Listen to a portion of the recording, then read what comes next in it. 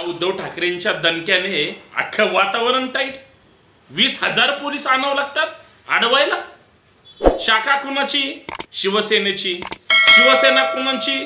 बाळासाहेब ठाकरेंची. उद्धव ठाकरे कुणाचे? बाळासाहेब ठाकरेंचे. शिवसैनिक कुणाचे? बाळासाहेब ठाकरेचे आणि उद्धव ठाकरेंचे. ताबा कुणी मारला? ज्याने कुणी 50 खोके घेऊन एकदम ओके झाले. शिवसैनिकांच्या, शिवसेनेच्या, ठाकरेंच्या निष्ठेच्या पाठीत खंजीर खुपसला. कदाचित ते हे बघा, आमदारकी असेपर्यंत ते पदावर असू शकतात, सत्ता असेपर्यंत, 5 वर्षाची मर्यादा असेपर्यंत. परत तर निवडून यावं लागेल ना, जनतेत जावंच लागेल ना. जनतेने काय ठरवलंय? कालच उद्धव ठाकरेंनी सांगितलं की जी काय सत्तेची मस्ती आहे, जी काय तुम्ही पदाचा गैरवापर करून त्या ठिकाणी ताबा मारण्याचं काम करताय. तुम्ही एखाद्या म्हणजे जमिनीवर ताबा माराल, ज्या गोष्टी अनैसर्गिक आहेत त्या गोष्टीवर ताबा माराल, ज्या गोष्टी स्थिर आहेत त्याच्यावर ताबा मारणार किंवा माराल. पण ज्या गोष्टी लोकांच्या मनामध्ये, त्या मनावर ताबा कसं काय मारणार? आणि याच्यावरच आपल्याला चर्चा करायची आहे. सर्वांना सप्रेम जय जिजाऊ, जय महाराष्ट्र, जय शिवराय. मी आपला मित्र सहकारी संतोष शिंदे, आपल्या सर्वांचं मनपूर्वक हार्दिक स्वागत. विनंती एवढीच आहे, महाराष्ट्रामध्ये जे काही घाणेरडं राजकारण सुरू आहे, जे ओढाओढीचं, लुटण्याचं, ताबा मारण्याचं आणि पैसे देऊन फुकटात बॅनर लावण्याचं जे राजकारण सुरू आहे, त्याच्यावर आपल्याला चर्चा करायची आहे. म्हणून एवढीच विनंती आहे की व्हिडिओ शेवटपर्यंत पहा, जास्तीत जास्त शेअर करा आणि जास्तीत जास्त सबस्क्राईब करून बेल आयकॉन दाबायला अजिबात विसरू नका. अहो, तुम्ही सत्तेत आहात, महाराष्ट्र गिळलाय, महाराष्ट्रावर तुमची सत्ता आहे. केंद्राच्या आशीर्वादाने तुम्ही काहीही करू शकता. तुम्ही तुमच्याकडे लोक नाहीत म्हणून किती लोकांना विकत घेऊ शकता? जे भिकारी पैशावर विकले जातात त्यांनाच विकत घेऊ शकता. पण एवढं सगळं होत असताना, एवढं सगळं महाराष्ट्रामध्ये घाणेरडं, चांगलं, वाईट राजकारण दिसत असताना, सत्तेची चावी तुमच्याकडे असताना लोक तुमच्याकडे कसे येतात? लोकांना तुम्हाला पैसे द्यावे लागतात आणि मग बॅनर लावले जातात. मग ते ठाण्यात असू द्या, मुंबईत असू द्या, पुण्यात असू द्या, विदर्भात असू द्या, महाराष्ट्रात कुठल्याही, कोकणात असू द्या किंवा पश्चिम महाराष्ट्रात असू द्या, खानदेशात असू द्या किंवा महाराष्ट्रातल्या कुठल्याही वाडी वस्तीवर, गावगाड्यात, तालुक्यात, शहरात, सत्ताधीश तुम्ही आहे म्हणून तुमच्याकडे पैसे आहेत आणि स्वार्थासाठी एक लाचाराची फळी कुठेही ऍक्टिव्ह असते. ते खोबरं जिकडं वाटलं जातं तिकडं चांगलं म्हणतात, भांडारा असेल तरच वरबडायला येतात. ही जी माणसं आहेत, यांनीच महाराष्ट्राचं राजकारण खरं तर बदनाम केलंय. पुरोगामी महाराष्ट्र आहे आपला, संतांचा, समाज सुधारकांचा, महापुरुषांचा महाराष्ट्र आहे आपला. पण तिथं प्रॉब्लेम असा झालाय की काही तथाकथित स्वार्थी लोकांनी, म्हणजे एका बाजूला हा देश भारतीय संविधानाच्या विरोधात चालवला जातो, जाती जातीमध्ये, धर्माधर्मामध्ये विष कालवलं जातं.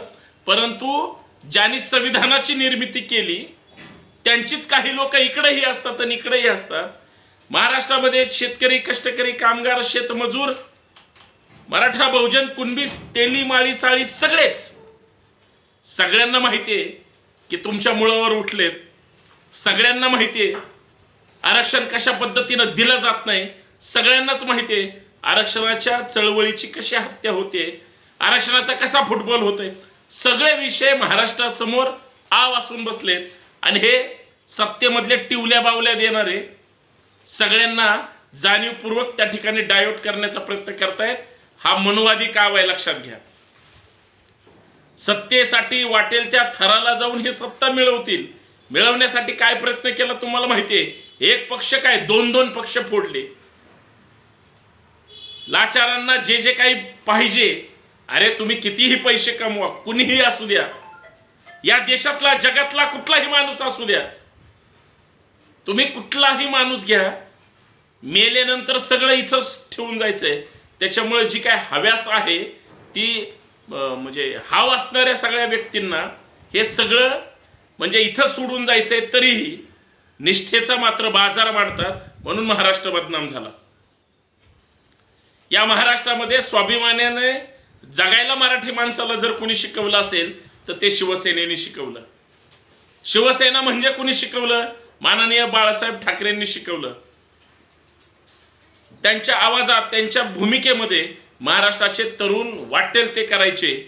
ते जे शिवसैनिक बाळासाहेब ठाकरेंच्या तारुण्यात त्यांना जे जोडले गेले, आज बाळासाहेब ठाकरे आपल्यामध्ये नाहीयेत, पण त्यांचे शिवसैनिक आहेत, निष्ठा आहे, प्रामाणिकपणा आहे, आणि सगळ्यात महत्त्वाचं शिवसेना नावाचा ब्रँड आहे, ठाकरे नावाचा ब्रँड आहे.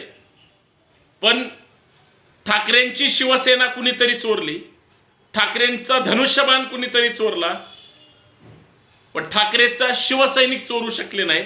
ठाकरेंचा त्या ठिकाणी ठाकरी बाणा कुणी चोरू शकले नाहीत. आणि सगळ्यात महत्त्वाचं, शाखेमळून वाद घातला जातो.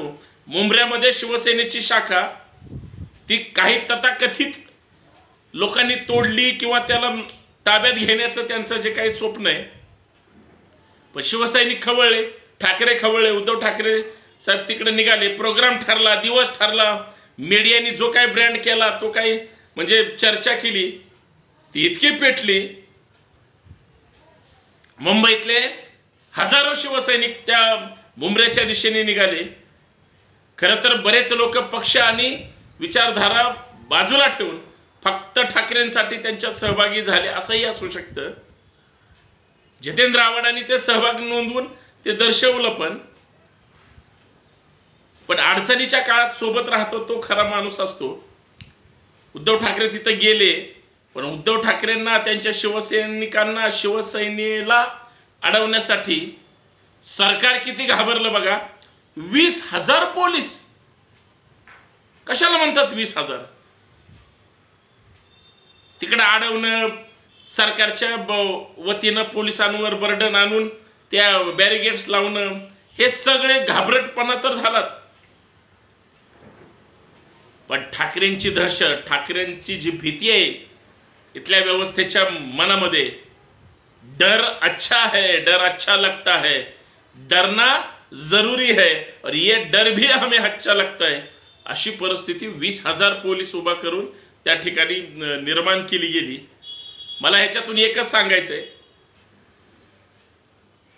ठाकरेंनी जर डरकाळ्या फोडल्या, आणि त्यांनी फोडलीच, घ्या निवडणुका दम असेल तर, किंवा जे काही बाकीचं असेल, जे काही बोलले त्याच्यामधून एक गोष्ट लक्षात घ्या, त्याच्यामधून एक भूमिका लक्षात घ्या, त्याच्यामधून एक मेसेज लक्षात घ्या. त्यांनी सांगितलं सत्ताधाऱ्यांनी की ग्रामपंचायती जे काल परवा निवडणुका झाल्या, जास्तीत जास्त त्यांना त्या ठिकाणी पाठिंबा दिला. हे सगळं झूट आहे, चूक आहे. सगळे स्वतःच्या जीवावर निवडून आले. ह्यांनी बॅनर ह्यांचे लावण्यासाठी पैसे दिले असतील, म्हणून ह्यांना वाटतं ग्रामपंचायती आमच्या. हे सगळं झूट आहे. इथे काय पक्षाचं कुठलं चिन्ह नसतं, त्यांचे पॅनल असतात, सगळी मिक्स खिचडी असते. तरीही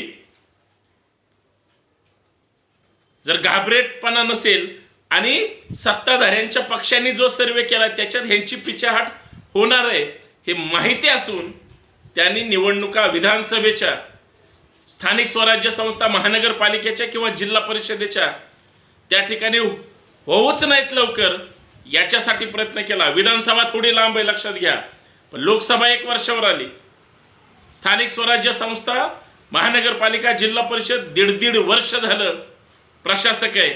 असेल दम तर घ्या ना, बघू कोणाची सत्ता आहे आणि बघू कोणाची ताकद आहे. साहेब, हे सगळं बोलाचीच भात आणि बोलाचीच कडे. सगळे घाबरलेत, आणि मग घाबरलेत म्हणून सत्तेचा, पदाचा जो काही गैरवापर करतोय ते आपण पाहतोय. पण या सगळ्या गोंधळामध्ये उद्धव ठाकरे जिंकले का त्यांना अडवायला 20,000 पोलीस उभं करावे लागले. ही गोष्ट सामान्य नाही. महाराष्ट्रातल्या जनतेच्या मनामध्ये कोण आहे हे लोकांनी खरं तर सांगितलं पाहिजे. तुम्हाला काय वाटतं? खरं आहे ना? धन्यवाद. जय जिजाऊ, जय शिवराय.